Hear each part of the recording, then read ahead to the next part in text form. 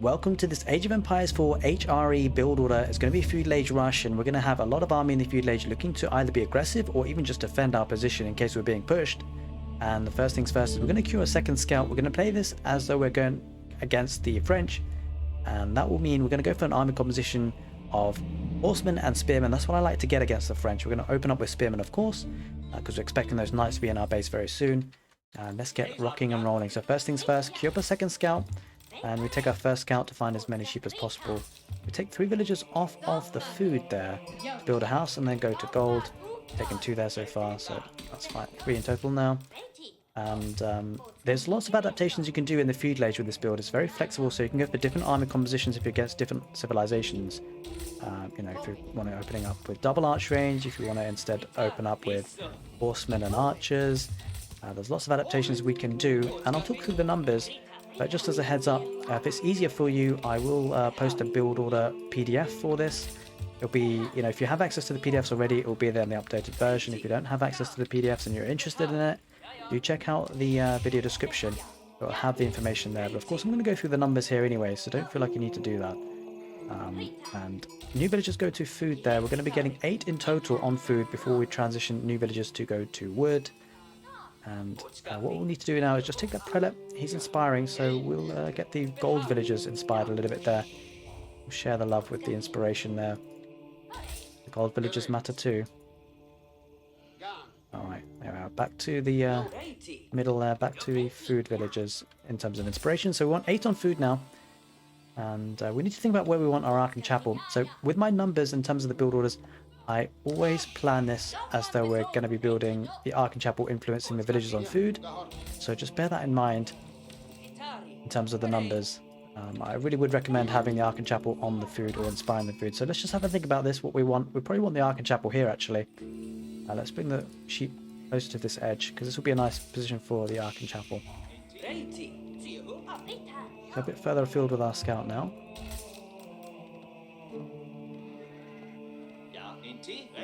And once these sheep are done, we should really kill the sheep on this side now. It's good we're getting a decent number of sheep here. Go further afield, really. Now that we've got 8 on food, we're going to send the next couple of villagers to wood. In fact, we're going to send all the new villagers to go to wood at this point. And let's unqueue some villagers. We're going to build the Ark and Chapel with the 3 villagers on gold. Almost there. We might need to force drop off a little bit of food. Or the age up a bit early here.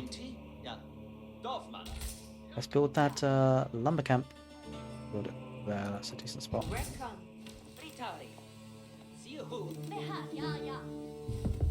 There we are. We're going to be aging up now with that Ark and Chapel. Alright, let's go there. That'll be a decent amount of wood and gold and food being inspired. So we can get all 3 there, which is very, very nice actually. All things considered. New villagers go to wood. Now that we're going to the next stage, what we want to do is send 3 villagers off of food to go to wood. So that will leave us 5 on food remaining. Let's get these villagers on that sheep for now. I'm going to take that one. The new villagers go to wood. And now that we're at 6 on wood, the next villager will come out to build a house and then a barracks. Let's get these sheep actually back home.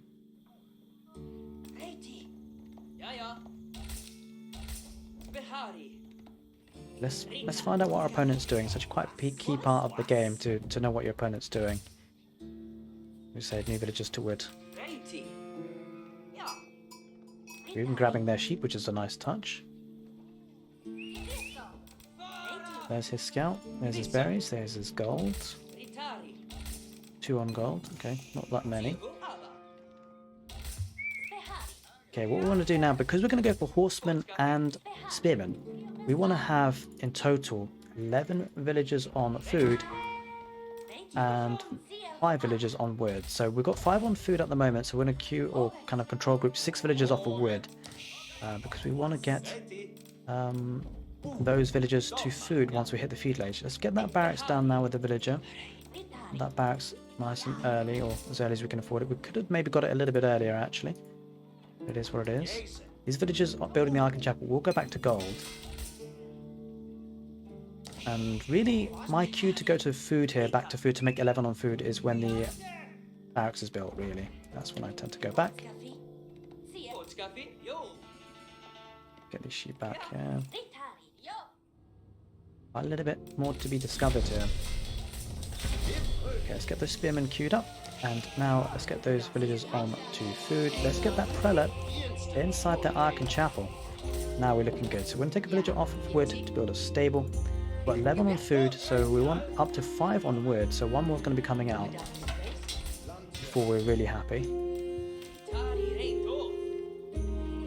Now I believe the map is actually on large rather than small. So if you're going 1v1, this map is actually larger than you normally have. So we don't need 2 stables, just 1. This villager will be your builder villager, building a stable and then a house, and then a mill. We want that wheelbarrow as well. Keep getting those spears. They're going to protect the villagers on gold. That's going to be what we really want to do, because knights might be coming our way very soon.